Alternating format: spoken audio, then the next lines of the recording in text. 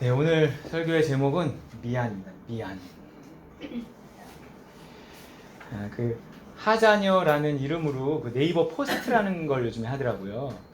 그래서 그 포스트에 글을 올리고 있는 분이 아이를 키우고 있는 엄마 같은데, 엄마 미안해라는 글, 예전에도 이런 제목으로 뭐 다른 글을 읽은 적이 있는데 이건 다른 글입니다. 다른 거. 엄마 미안해 하는 글이에요. 예. 매일 밤 잠들기 전 아이와 나는 나란히 누워 대화를 나눈다. 어둠 속에서 작고 나지막한 목소리로 그리 길지 않은 이야기를 주고받지만 그 어느 때보다 진심 어린 말들이 오간다. 대화에 정해진 주제는 없다. 어떤 날엔 가장 기억에 남는 일을 떠올리며 서로의 기분을 물어보고, 어떤 날엔 내일은 무슨 신나는 놀이를 할까 함께 생각하며 계획도 세워본다. 또 어떤 날엔 쌓인 눈 때문에 산타 할아버지가 넘어지면 어떡하지 걱정도 하고, 달님이 지금쯤이면 자러 집에 들어갔을까 궁금해하며 살며시 불러보기도 한다. 그리고 아이를 크게 야단치며 울렸던 날에는 하루 종일 후회스럽고 미안했던 마음을 아이에게 슬그머니 고백한다. 아까는 많이 속상했지. 아이의 마음을 어루만져 준 뒤에 더 좋은 방법으로 이야기했어야 하는데 소리 지르며 크게 화내서 미안해. 조금 더 기다려주지 못해서 미안해. 무서운 표정으로 널 겁나게 해서 미안해. 엄마인 나의 잘못을 최대한 구체적으로 이야기하며 진심을 담아 미안하다고 얘기한다.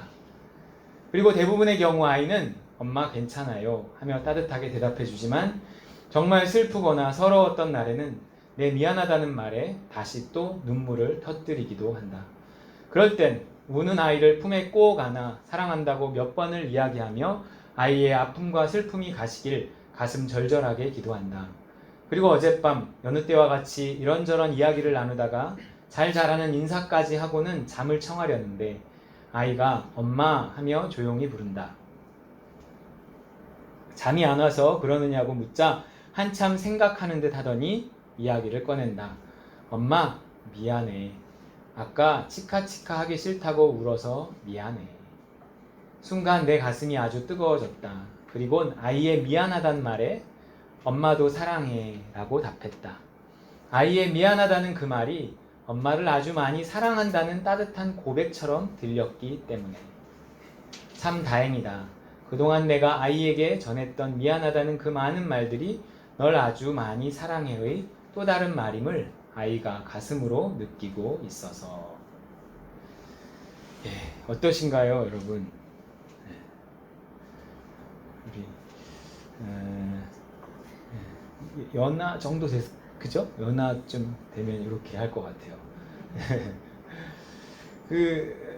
미안하다는 말은 널 아주 많이 사랑해의 또 다른 말이다. 그래요. 그러고 보면 우리가 가장 많이 미안해하는 사람이 가장 많이 사랑하고 있는 사람입니다. 생각해 보세요. 우리가 별 해드리는 것도 없는 부모님한테 미안해하는 마음보다 해줄 것 다 해주는 자식한테 미안해하는 마음이 어쩌면 더 크단 말이에요. 왜일까요? 더 사랑하기 때문에 그래요. 내리사랑이라 그러잖아요. 내가 누구한테 가장 미안한 마음을 가지고 있느냐가 내가 누구를 가장 사랑하느냐 하는 것을 보여준다는 거예요. 그런 면에서 부모님한테도 자식한테도 배우자한테도 늘 미안한 마음으로 살아가는 것은 좋은 일입니다. 그거는 사랑하고 있다는 증거니까요. 최선을 다하고 있으면서도 사랑하기 때문에 늘 부족하고 더 해줘야 할 것 같은 마음이 그런 미안한 마음입니다. 이런 마음을 자식 입장에서 또 가수 입장에서 표현한 노래가 있더라고요. 한번 들어보시면 기리보이 아시나요? 기리보이 처음 들어봤는데 지인은 가사 한번.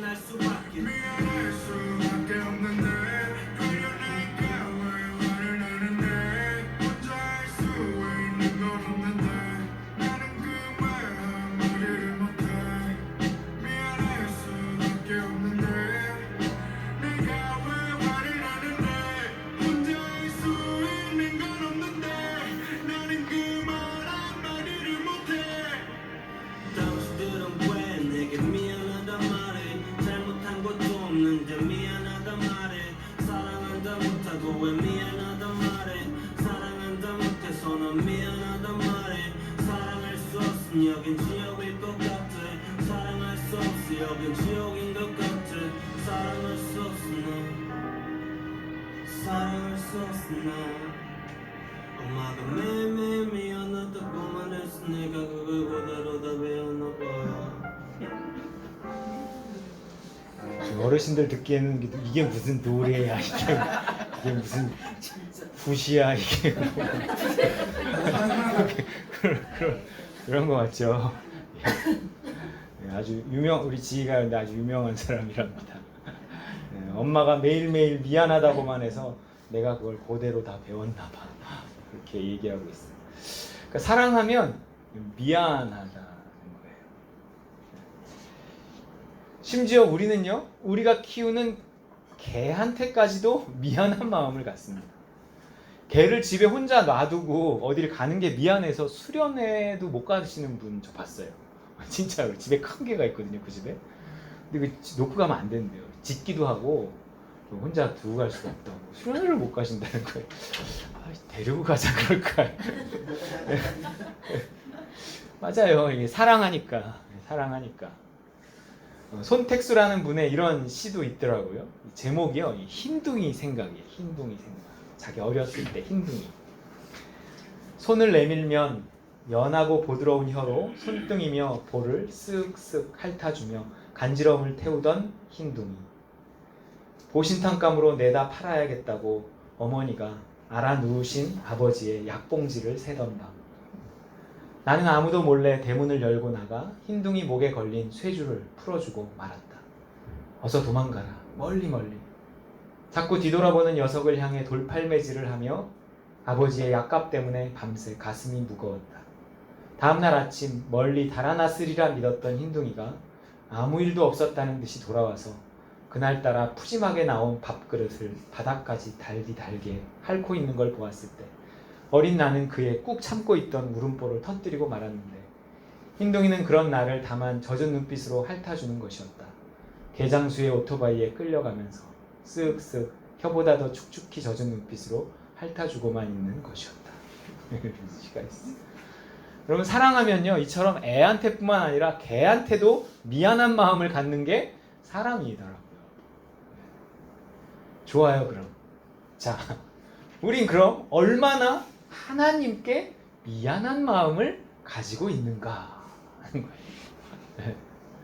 이게 우리가 얼마나 하나님을 사랑하고 있는가의 다른 말이라니까요. 여러분 얼마나 미안한 마음을 가지고 계신가요? 할 만큼 다 했나요? 예배도 드리고 헌금도 하고 할 만큼 다 한 건가요? 예배 한번 드리는 것도 뭔가 해주는 것 같고 그것마저 귀찮을 때가 있지 않나요? 겨우 나오는 그 예배, 겨우 하는 그 헌금마저도 그분을 사랑해서가 아니라 나를 사랑해서 하는 어떤 기복적인 행위는 아닌가요? 사랑한다면 뭔가 이렇게 미안해야 돼요. 우리 애들한테 하는 것처럼 다 퍼주고도 늘 미안한 마음이 있어야 하는 겁니다. 누가복음 17장 예수님 말씀 이런 말씀 있어요. 읽어볼게요. 시작. 이와 같이 너희도 명령을 받은 대로 다 하고 나서 우리는 쓸모없는 종입니다. 우리는 마땅히 해야 할 일을 하였을 뿐입니다. 하여라. 다 하고 나서 안 한 것도 아니야. 다 하고 나서도 이렇게 말하라는 거예요. 느껴지십니까? 시키는 대로 다 하고 나서 최선을 다해 열심히 하고 있으면서도 우리는 쓸모없는 종입니다 하는 어떤 미안한 마음을 늘 가지고 있으라는 거예요. 왜요? 완벽주의자라서 내 스스로를 만족시키지 못해서 다 하고 나서도 아쉬워하는 그런 건가요? 아니면 겸손하라고 하니까 예의상 열심히 했지만 내숭 떠는 그런 미안함일까요? 아니에요. 이건 이제 사랑하기 때문에 갖는 미안함이라는 거예요. 하나님을 사랑하기 때문에 명령받은 대로 다 하고 나서도 뭔가 이렇게 부족하고 미안한 마음에 저는 쓸모없는 종입니다. 수고는요, 마땅히 해야 할 일을 한 것뿐인데요. 그런다는 거예요. 여러분 어떤 마음이십니까? 예수님의 비유 중에 1만 달란트 빚진 자의 비유가 있어요.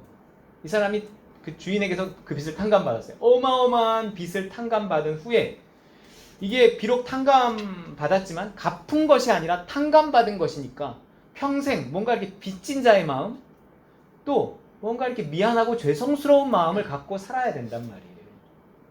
그런데 이 사람이 그 미안한 마음이 사라지자 나가서 다른 사람과의 관계 속에서 강팍한 마음으로 대하게 된다는 거예요. 뭔가 하나님을 향해 미안한 마음이 사라지잖아요. 그럼 사람을 향해서도 뭔가 이렇게 높아진 마음을 자꾸 갖고 부딪히게 돼요. 마태복음 18장 말씀 읽어시작.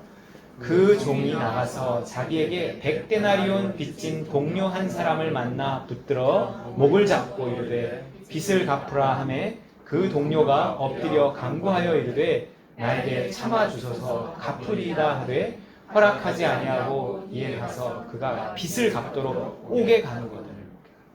뭔가 이렇게 자기가 먼저 탕감받은 자라는 빚진 자의 마음, 미안한 마음이 사라지니까 나가서 100데나리온 빚진 친구를 만나서 멱살을 잡고 갚으라 그러고 감옥에 쳐넣었다는 거예요. 미안한 마음을 가지고 있었다면 이러진 않았을 거라는 거죠. 뭔가 하나님을 향한 미안한 마음을 잃어버리면 사람과의 관계 속에서 이런 현상이 나타난다는 거예요. 긍휼을 여기는 마음, 자비한 마음이 사라져 하나님의 은혜를 잊어버린 거거든요. 결국은 어떻게 됐어요, 이 사람? 읽어볼게요. 시작. 이에 주인이 그를 불러다가 말하되 악한 종아, 네가 빌기에 내가 내 빚을 전부 탕감하여 주었거늘 내가 너를 불쌍히 여김과 같이 너도 내 동료를 불쌍히 여김이 마땅하지 아니하냐 하고 주인이 노하여 그 빚을 다 갚도록 그를 옥졸들에게 넘깁니다.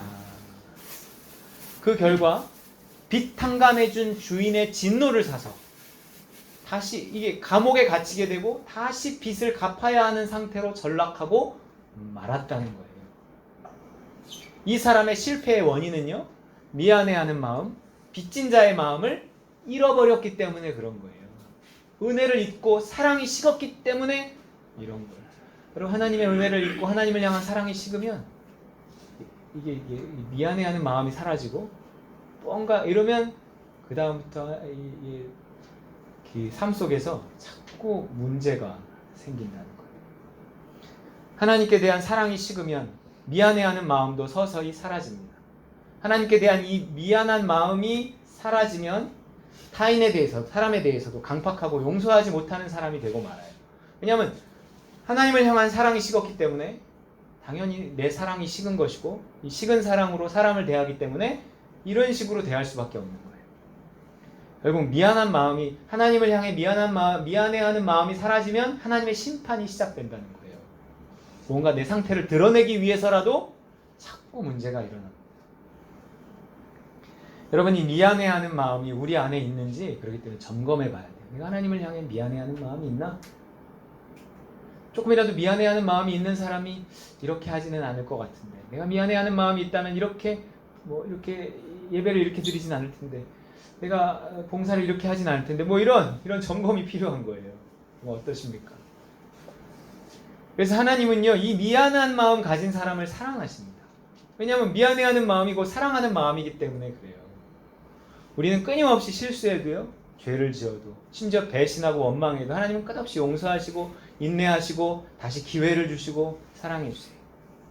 우리는 그 사랑으로 인해서 늘 미안한 마음을 갖게 돼요. 아들을 보내주신 하나님의 사랑뿐만 아니라 우리가 일상 속에서 끊임없이 그분의 사랑을 체험하면서 미안해하는 마음을 갖는. 그러면서 뭘 해드려야 될지는 잘 몰라요. 그냥 미안한 마음을 갖는 거죠. 삶이란 게 다 그렇더라고요. 우리가 성공보다는 실패가, 잘한 것보다는 잘못한 게 많아요. 자꾸 실수하고 죄 짓고 그런단 말이에요. 그럴 때마다 하나님이 천벌을 내리실 것 같은데 또 그러지도 않으세요. 용서하시고 사랑하시고 기다려주시고 그래요. 그러면서 자꾸 미안한 마음이 이렇게 쌓여가게 하세요. 그리고 그 미안한 마음 때문에 좀 더 잘해야겠다 생각하고 또 이렇게 묵묵히 충성합니다. 그게 뭔가 빚진 자의 마음으로 살아가는 사람의 정당한 반응이에요. 아유, 그래, 내가 이거라도 해야지. 뭔가 이런 거 있잖아요. 그 마음 가진 사람들의 묵묵한 충성, 미안해하는 마음, 그게 사랑이에요. 사랑이요, 요란한 게 아니더라고요. 하나님을 사랑하면 대단한 일을 하는 게 아니에요. 그냥 그냥 묵묵히 내가 예배라도 잘 드려야지. 뭐 이런 마음이죠. 오늘 본문은요, 예수님의 제자들이 예수님을 얼마나 사랑하는가에 관한 이야기예요. 그 사랑이요, 미안함으로 표현된단 말이에요. 상황을 보세요. 얼마나 미안한지. 이게요, 지금 오늘 본문의 상황이 예수님을 배신하고 도망친 제자들이 다시 이제 다 포기하고 자신들의 생업으로 돌아가는 얘기예요. 왜 3절에 돌아가는 것도 제일 먼저 누가 돌아가냐면 수제자가 돌아가요. 넘겨주세요. 시작. 시몬 베드로가 나는 물고기 잡으러 가노라 하니 그들이 우리도 함께 가겠다 하고, 예수님의 수제자였어요. 특히 베드로는요, 예수님을 부인할 때도 되게 요 바로 직전에 예수님을 부인한단 말이에요. 그 아주 스펙타클해요. 읽어볼게요. 시작. 베드로가 부인하여 이르되 이 여자여 내가 그를 알지 못하노라 하더라. 조금 후에 다른 사람이 보고 이르되 너도 그 도당이라 하거늘 베드로가 이르되 이 사람아 나는 아니로다 하더라. 1시간쯤 있다가 또 한 사람이 장담하여 이르되 이는 갈릴리 사람이니 참으로 그와 함께 있었느니라. 베드로가 이르되 이 사람아 나는 내가 하는 말을 알지 못하노라 하고 아직 말하고 있을 때 닭이 곧 울더라. 3번, 닭 울기 전에 3번이나 부인하리라 그랬는데 그렇게 하고 나서 닭이 울자 나가서 통곡을 하며 울었단 말이에요. 얼마나 죄송해. 그리고 나서도 예수님이 이제 죽었으니까 끝났으니까 부활하리라는 말을 믿지도 못하고 다 뿔뿔이 흩어져 버린 거예요. 그러면서 물고기 잡고 있는데 예수님이 부활하셔서 그들 앞에 나타나신 거죠. 얘들아 그러시는 거죠. 물고기 잡고 있는데 해변가에서 얘들아 막 그러시는 거예요. 베드로는요, 그 예수님을 보고 못해서 한 100m쯤 떨어져 있었는데요, 그냥 바다로 뛰어들어갔고 헤엄쳐서 예수님께로 온 거예요. 왜요? 이게 이게 너무 막 부끄럽기도 하고 막 반갑기도 하고 막 미안하기도 하고 막 그래서 그냥 뛰어드는 거예요. 물속에 뛰어들어서 헤엄쳐서 예수님께 왔어. 뭔가 지금 어찌할 바를 모르는 거죠. 7절 말씀 시작. 예수께서 사랑하시는 그 제자가 베드로에게 이르되 주님이시라 하니 시몬 베드로가 걷고 있다가 주님이라 하는 말을 듣고 겉옷을 두른 후에 바다로 뛰어내리더라. 그냥 뛰어내린 거예요. 나머지 제자들은 배도 챙겨야 되고 잡은 고기도 챙겨야 되고 막 이러고 천천히 왔는데 베드로는 그냥 뛰어들었어요. 직접 찾아오신 것도 미안한데 밤새 고기 잡느라고 지친 제자들을 위해 아침상까지 차려놓은 거예요. 9절 말씀 시작. 육지에 올라보니 숯불이 있는데 그 위에 생선이 놓였고 떡도 있더라. 혼내도 시원찮은데 밥까지 차려주신 거죠. 얼마나 미안해요. 너무 미안한 거예요. 그 예수님 그렇게 돌아가실 때도 난 모른다 그러고 그리고 죽는 모습만 쳐다보고 있다가 뿔뿔이 흩어져서 이제 다 끝났으니까 고기나 잡으러 가자. 그리고 고기 잡고 있는데 예수님이 다시 살아나셔서 얘들아 그러고 있는 거예요. 얼마나 죄송한데 막 쥐구멍이라도 숨고 싶은데 막 정신없이 그냥 뛰어들어갔고 일단은 예수님께 왔어요. 근데 보니까 해변에 이미 막 밥상까지 차려놓은 거예요. 네. 막 죽고 싶은 거죠. 막 미안하고 죄송했어요. 베드로가 이때 돌아온 탕자 이야기를 기억해냈을까요? 예수님의 탕자 이야기 아시죠? 아버지의 재산을 다 가지고 집을 나간 아들이 호랑방탕 다 써버리고 거지가 돼서 집으로 돌아왔는데 그 아버지가 그 아들을 맞아서 어떻게 해요? 잔치를 벌여준다는 거예요. 옷을 입히고 가락지를 끼고 신발을 신기고 이는 내 죽었던 아들이 살아왔다 이러면서 잔치를 벌여주신단 말이에요. 얼마나 미안해요 이 아들. 평생 아버지 곁에서 살았을 거예요. 그리고 베드로한테 물어요. 너 나를 사랑하냐?